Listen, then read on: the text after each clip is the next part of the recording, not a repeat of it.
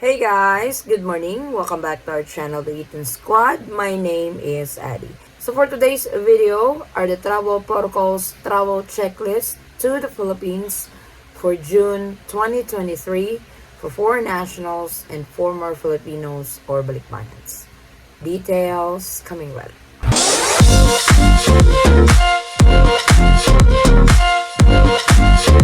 So it's a new month again. Let's update the travel protocols to the Philippines. Here are the travel checklist for passengers traveling to the Philippines, entering as a foreign national, and former Filipinos or Balikbayans. Here are your latest requirements to enter the Philippines for this month, June of 2023. ETravel Registration. All passengers must register within 72 hours prior to departure.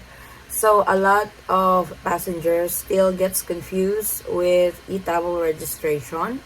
So for ETravel registration, you can register within 3 days before you leave your country of origin going to the Philippines. You can register on the second day prior to your departure. You can register on the day of your departure. So you will be given 3 days to register with ETravel. ETravel is completely free.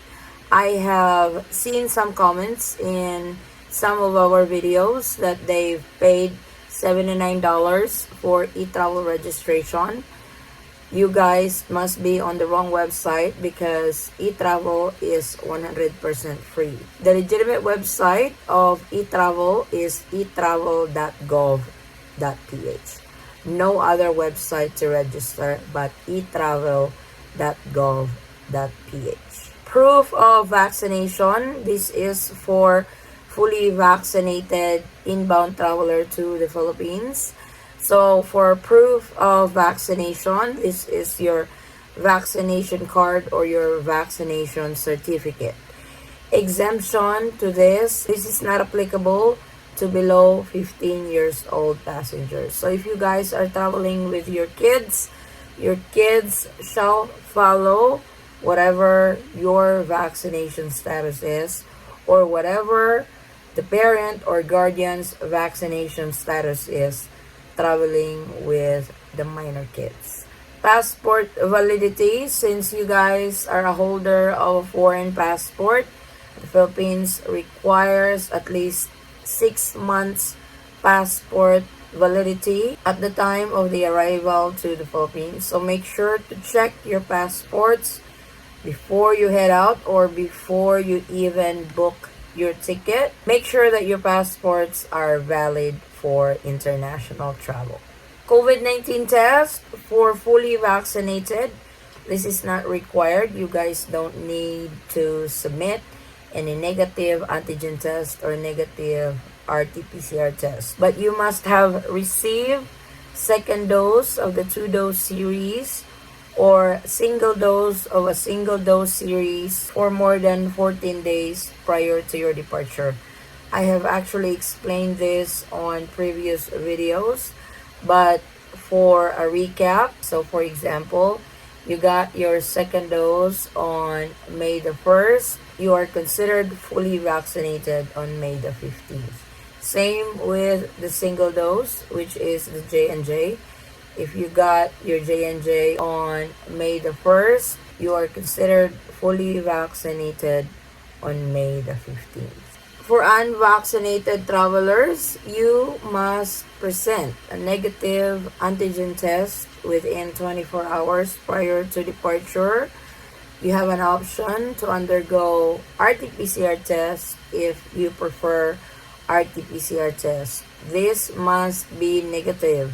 So you must present this. Some airlines doesn't really ask for it, but you must undergo a COVID-19 test upon arrival into the Philippines. So I highly suggest if you are traveling to the Philippines as unvaccinated, get tested before you fly. That way you will know the results already. Because the other day I have received a message in our Facebook page, one of our subscriber, the airline did not ask for the negative antigen test upon check-in, but she was tested upon arrival into the Philippines. And unfortunately, she has to go through quarantine. And that was 10 days in a hotel. So please be prepared. If you opt not to be tested prior to departure, then that's completely your option. But I highly suggest to get tested before departing from your country of origin. Return tickets. So return tickets, valid return tickets to the port of origin or next port of destination within the allowed maximum stay in the Philippines. So for foreign tourists, you guys are given 30 days visa upon arrival. You guys can apply for an extension, but for some reason, they will need to see tickets, outbound tickets or exit tickets, or what they so-called throwaway tickets that you are exiting the Philippines on the allowable stay for a particular category. Exemptions to this are foreign nationals traveling to the Philippines with their Filipino spouse, dual citizen spouse, former Filipino spouse, 13A visa holder, and SRRV. So if you are one of those in that category, you don't need to show a return ticket. For foreign nationals entering the Philippines through 9A visa or the long-term visa, these are nationals coming from visa-required countries like India, Pakistan. They must apply for a visa first before they can enter the Philippines. So if you are one of these nationals, you must have a valid visa to enter the Philippines. You guys can apply for the 9A visa in any U.S. consulate in your area. Travel insurance is no longer required. This is an option for a passenger. If you guys still want to purchase travel insurance despite that this is not mandatory anymore, that's completely up to you. I highly suggest it, but make sure when you buy travel insurance, check if you can use it in the Philippines in cases of emergency, because there are travel insurance that does not apply or cannot be used internationally or in a particular country. So like I said, it is highly suggested, but please check with the insurance company if you can use it on your country of destination. Booster shots are not required. So whether you have booster shots or not, this is not a requirement to enter the Philippines. You can still enter the Philippines if you only get the 2-dose series of COVID-19 or the single-dose series of COVID-19.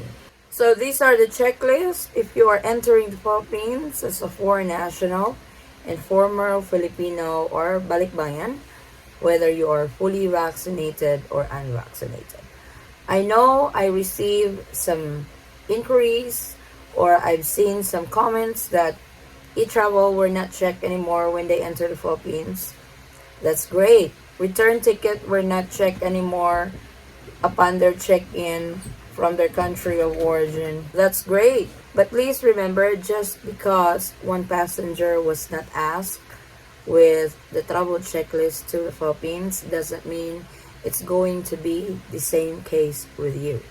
If these travel documents are still required to enter the Philippines, please prepare for it to be asked because it's better to have it when they ask. Also with ETravel, I highly suggest to have it printed just in case your phone gets lowbat or your phone gets stolen or you lost your phone where you save the screenshot of your QR code.